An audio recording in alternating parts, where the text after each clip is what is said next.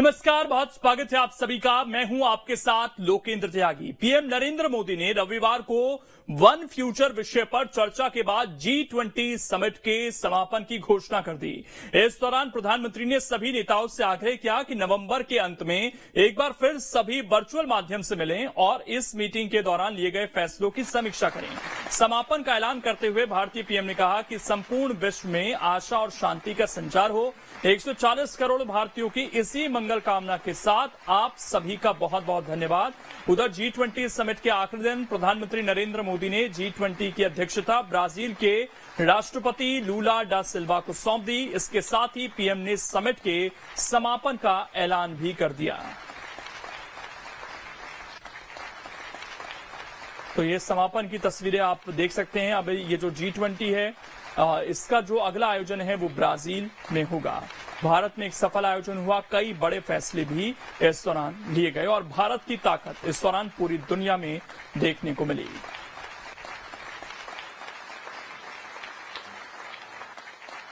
मैं ब्राजील के राष्ट्रपति और मेरे मित्र लूला डी सिल्वा को हार्दिक शुभकामनाएं देता हूं और मैं उनको प्रेसिडेंसी का गेवल सौंपता हूं।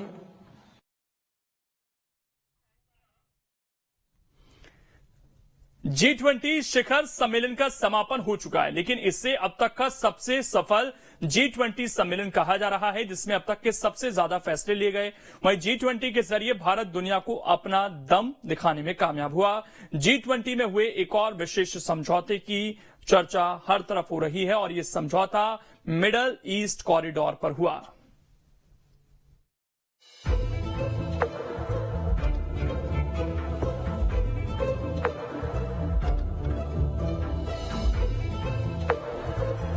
Economic corridor. You're going to hear that phrase more than once, I expect, over the next decade. Economic corridors.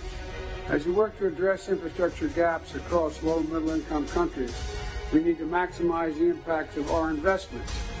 That's why a few months ago I announced that the United States will work with our partners to invest in economic corridors. वैश्विक मंच से America के president Biden का ये बयान सीधे सीधे चीन के खिलाफ एक ऐसी योजना पर मोहर लगा रहा है जिससे उनकी विस्तारवादी नीति पर ब्रेक लग जाएगा। चीन के बाजारवादी रास्ते पर भूचाल आ जाएगा और सिर्फ इतना ही नहीं, चीन के खिलाफ गठबंधन में भारत अमेरिका की दोस्ती को ठोस आधार भी मिल जाएगा। आखिर क्या है Bharat middle east Europe corridor का कॉन्सेप्ट, इसे विस्तार से समझिए। भारत, अमेरिका, सऊदी अरब और संयुक्त अरब अमीरात, तीनों महाद्वीपों के 4 देशों ने मिलकर जिस प्लान को अंजाम तक पहुंचाया है, उसका मकसद चीन की दादागिरी से मुक्ति है। G20 समिट में चारों देशों के प्रतिनिधियों ने इस प्लान को हकीकत की शक्ल दे दी। इस प्लान के तहत 8 देश मिलकर भारत से मिडिल ईस्ट और यूरोप तक एक नेटवर्क तैयार करेंगे, जिसके सेंटर होंगे सऊदी अरब और यूएई। लेकिन इससे जुड़ेगा पूरा मिडिल ईस्ट, ताकि मिडिल ईस्ट के सभी देश एक दूसरे के साथ व्यापार बढ़ा सकें।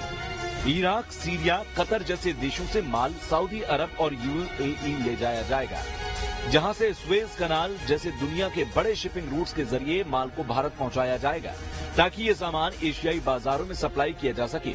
इसी तरह एशियाई सप्लायर्स के प्रोडक्ट शिपिंग रूट के जरिए भारत से मिडिल ईस्ट के बंदरगाहों तक जाएंगे और फिर वहां से संभावित रेल नेटवर्क के जरिए मिडिल ईस्ट के दूसरे देशों तक पहुंचाए जाएंगे। इस डील से भारत के 2 बड़े फायदे होंगे। पहला, रेल नेटवर्क खड़ा करने का ठेका भारतीय कंपनियों को मिलने की उम्मीद है, जिससे भारतीय कंपनियों को अरबों के कॉन्ट्रैक्ट मिलेंगे और साथ ही दुनिया के इस हिस्से में सप्लाई चेन पर भारत का प्रभाव बढ़ेगा।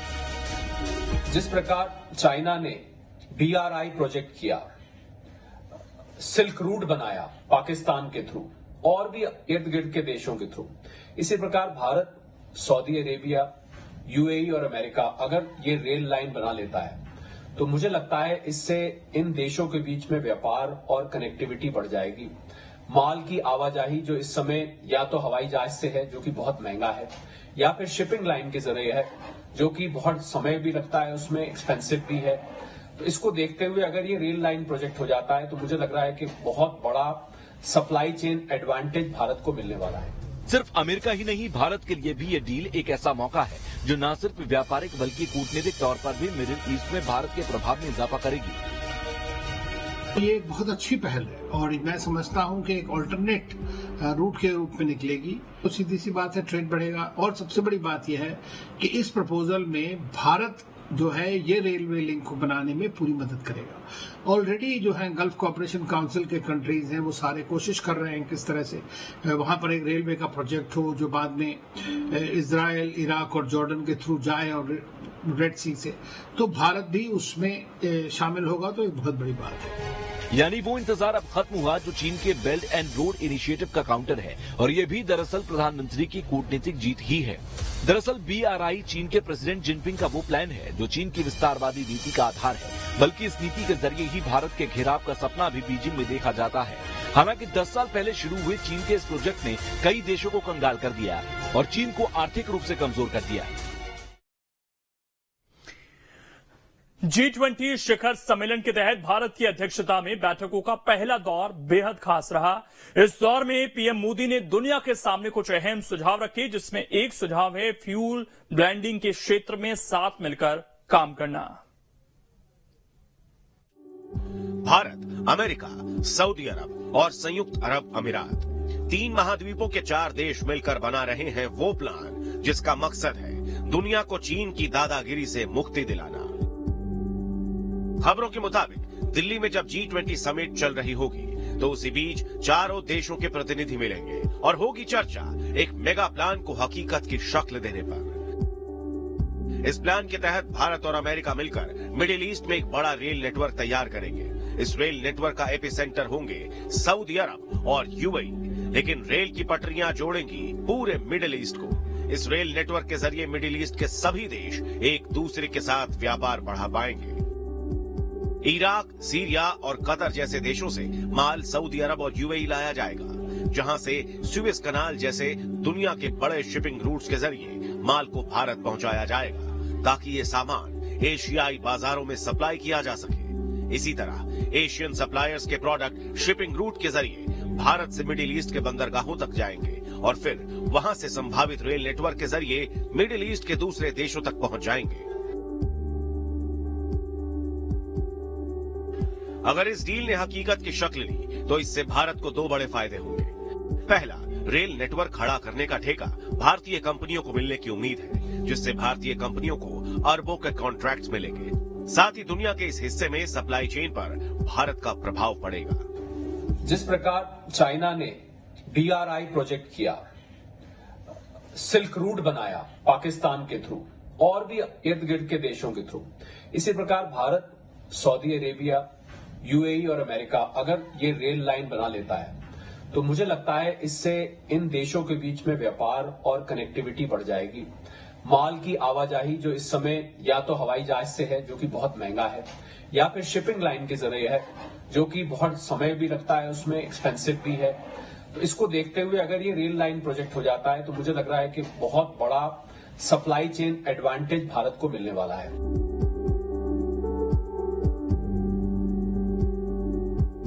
G20 के महाआयोजन पर इस डील के दस्तखत होने की संभावनाएं जताई जा रही हैं। दरअसल भारत और अमेरिका इस प्रोजेक्ट के माध्यम से चीन को काउंटर करेंगे, क्योंकि मिडिल ईस्ट और उसके करीबी अफ्रीकी देशों में चीन का प्रभाव लगातार बढ़ता चला जा रहा है। चीन ने वहां इंफ्रास्ट्रक्चर भी डेवलप किया है। इसके अलावा चीन ने वहां सुरक्षा एग्रीमेंट भी किए हैं और साथ ही व्यापारिक गतिविधियों को तेज कर रहा है। ऐसे में बाइडेन सरकार चाहती है कि जल्द से जल्द इस डील को हकीकत में बदला जाए, ताकि चीन के प्रभाव को कम किया जा सके। सिर्फ अमेरिका ही नहीं, भारत के लिए भी ये डील ऐसा मौका होगी जो न सिर्फ व्यापारिक बल्कि कूटनीतिक तौर पर भी मिडिल ईस्ट में भारत के प्रभाव में इजाफा करेगी।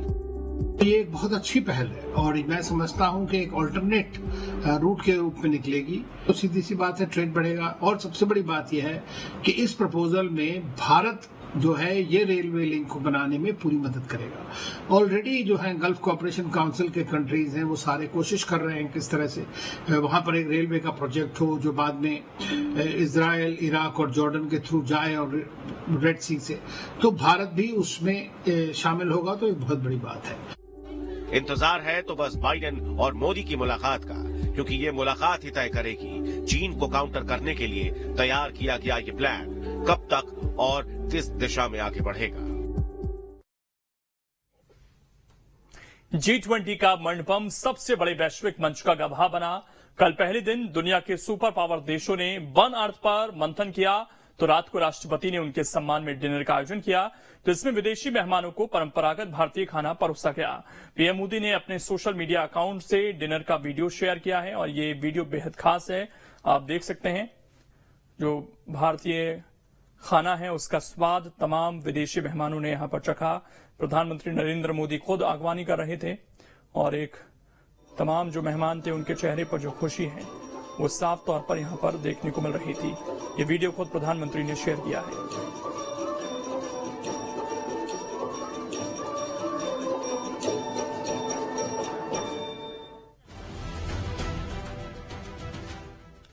G20 देशों के मेहमानों के लिए भारत मंडपम में ग्रैंड डिनर का आयोजन किया गया। ये डिनर राष्ट्रपति द्रौपदी मुर्मू की ओर से राष्ट्रीय अध्यक्षों को दिया गया था।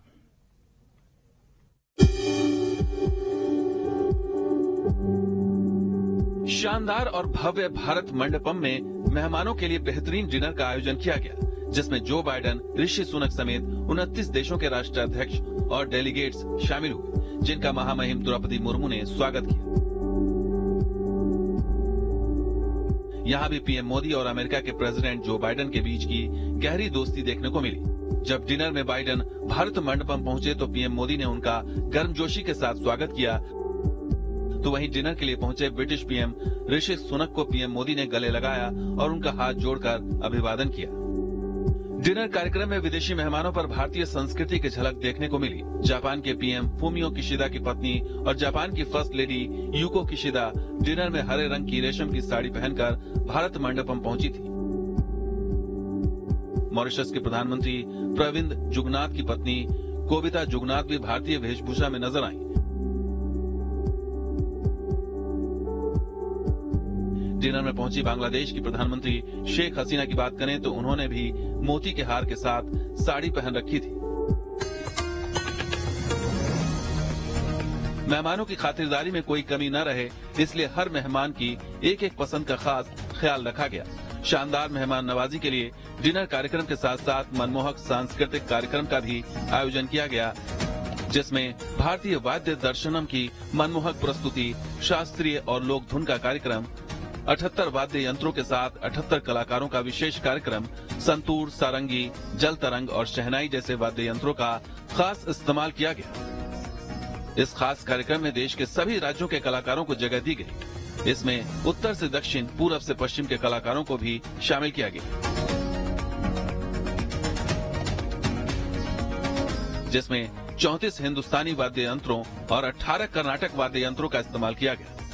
भारतीय राज्यों के 40 लोक वाद्य यंत्र भी शामिल किए गए, जिसमें 11 बच्चे, 13 महिलाएं, 7 दिव्यांग कलाकार, 26 युवा और 21 सीनियर सहित कुल 78 कलाकार शामिल हुए।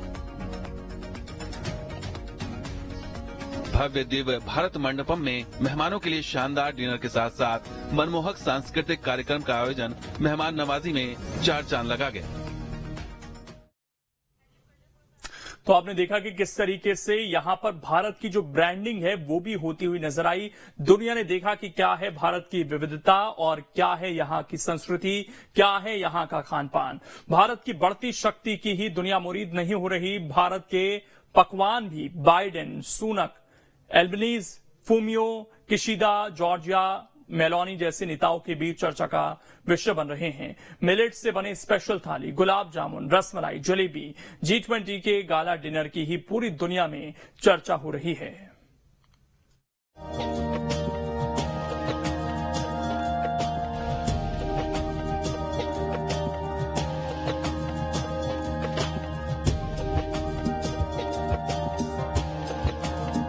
बिहार का फेमस लिट्टी चोखा और राजस्थान के दाल बाटी चूरमा का स्वाद, दक्षिण भारत का उत्पम, इडली और मसाला डोसा का बेहतरीन इंतजाम, गोलगप्पे, दही भल्ले, समोसा, भेलपुरी, वड़ा पाव और चटपटी चाट का भी जायका।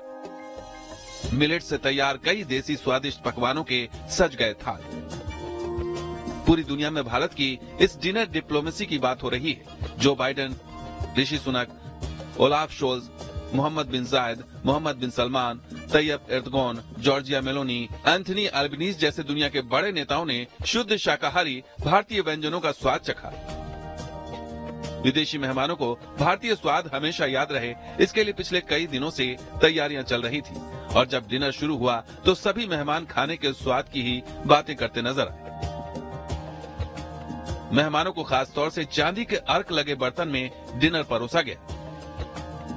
राष्ट्रपति द्रौपदी मुर्मू के इस डिनर प्रोग्राम में भारत के उस संकल्प की झलक भी शामिल थी जो दुनिया से भुखमरी खत्म करने की मुहिम के तौर पर शुरू हुआ है।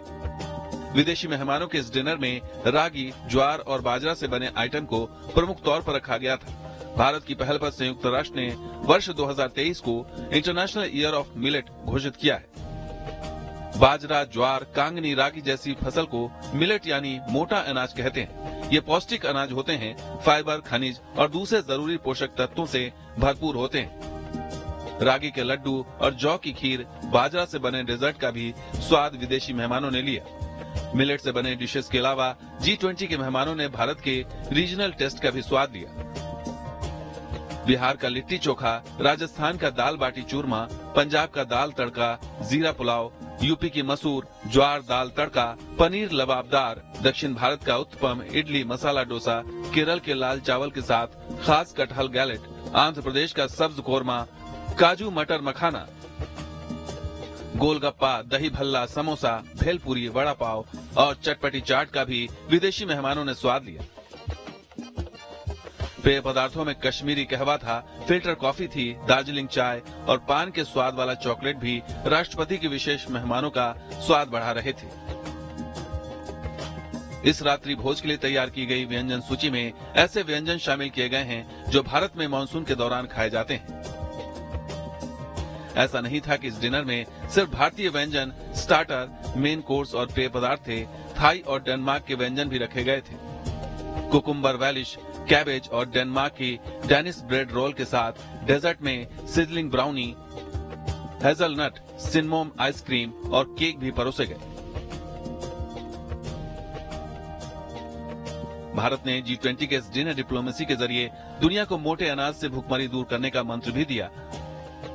गरीब देशों को एक अच्छा संदेश भी दिया। मोटा अनाज आज की जरूरत है। इसके जरिए गरीबी से जूझ रहे देशों की न केवल हम मदद कर सकते हैं बल्कि पौष्टिक और स्वास्थ्यवर्धक चीजों के जरिए आने वाली पीढ़ी को एक सस्ता और सुलभ भोजन उपलब्ध करा सकते हैं।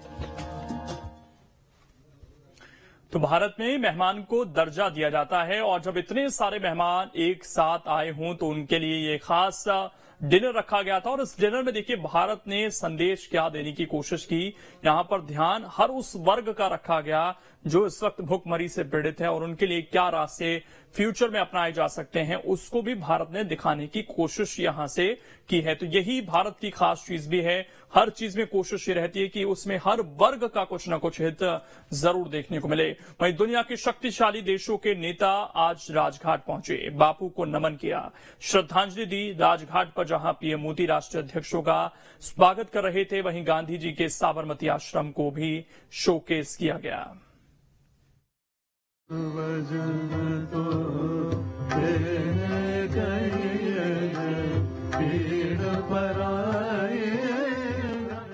ये भारत के राष्ट्रपिता को दुनिया भर के ताकतवर राष्ट्राध्यक्षों का नमन है। ये मोदी के बापू को महाशक्तियों की श्रद्धांजलि है। G20 के दूसरे दिन जब बाइडेन, ऋषि सुनक समेत करीब 40 देशों के राष्ट्राध्यक्ष जब राजघाट पहुंचे तो हर भारतवासी का सीना गर्व से भर गया, क्योंकि ये शांति का संदेश देने वाले बुद्ध और गांधी की धरती को नमन था। प्रधानमंत्री मोदी ने खादी के अंगवस्त्र ओढ़ाकर विश्व नेताओं का स्वागत किया। जहां मोदी राष्ट्राध्यक्षों का स्वागत कर रहे थे वहां गांधी के साबरमती आश्रम को शोकेस किया गया था। प्रधानमंत्री मोदी एक एक करके विदेशी मेहमानों का स्वागत करते और उन्हें साबरमती आश्रम के बारे में जानकारियां देते। प्रधानमंत्री मोदी का ये गांधी प्रेम ही है। ये पहला मौका नहीं है जब प्रधानमंत्री मोदी ने विश्व नेताओं को गांधी की सीख दी। 2014 में जब से देश के प्रधानमंत्री नरेंद्र मोदी बने तब से दिल्ली के बाद अहमदाबाद नए भारत का नया शो विंडो बन रहा है। चीन के राष्ट्रपति शी जिनपिंग भी भारत दौरे पर आए तो सबसे पहले अहमदाबाद गए और उसके बाद दिल्ली आए थे। अहमदाबाद में साबरमती रिवर फ्रंट पर जिनपिंग के लिए कार्यक्रम आयोजित किया गया था। चीनी राष्ट्रपति शी जिनपिंग साबरमती आश्रम भी गए थे, बापू को नमन भी किया था। आजादी की लड़ाई का महत्वपूर्ण केंद्र रहा अहमदाबाद में आया हुआ गांधी आश्रम। साबरमती नदी के किनारे गांधी जी ने इस आश्रम की नींव रखी और यहाँ से उन्होंने सामुदायिक जीवन, खादी और ग्राम उद्योग जैसे प्रयोगों की शुरुआत की। यहाँ तक नमक के सत्याग्रह की शुरुआत भी गांधी जी ने इसी आश्रम से की। 2014 के बाद से जो सिलसिला शुरू हुआ वो बदस्तूर जारी रहा। गुजरात प्रधानमंत्री मोदी का गृह राज्य है तो महात्मा गांधी की भी जन्मस्थली है। प्रधानमंत्री मोदी दुनिया को लगातार संदेश देते हैं, शांति ही दुनिया की तरक्की और खुशहाली की राह दिखा सकता है। ये संदेश महात्मा गांधी ने दी थी।